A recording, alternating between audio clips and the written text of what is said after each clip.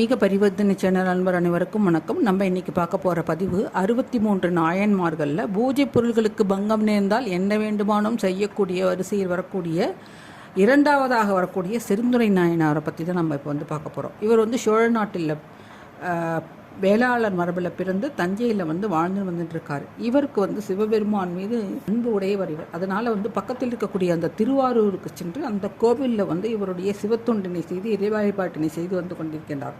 அவ்வாறு இவர் வழிபட்டு கொண்டு வரும் ஒரு நாளில் பல்லவ அரசர் கழற்சிங்கரத்து பட்டத்து உரிமை தேவி அங்கு பூமண்டபத்தில் பக்கத்தில் விழுந்த ஒரு பூவை எடுத்து முகந்து பார்த்து விடுகிறார். இதை பார்த்து கோபம் கொண்டு அந்த பூவிற்கு இந்த அபச்சாரத்தை மனதில் கொண்டு ஒரு கருவியினை எடுத்துக்கொண்டு அந்த பட்டத்து ராணியினுடைய மூக்கை இவர் அறிந்து விடுகின்றார்.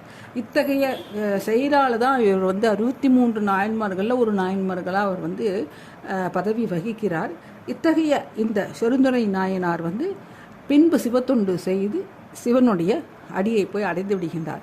இதுதான் இந்த செருந்துரை நாயனாருடைய வரலாறு. அடுத்த நாயனாருடைய வரலாறை அடுத்த வீடியோவில் சொல்கிறேன். நன்றி, வணக்கம்.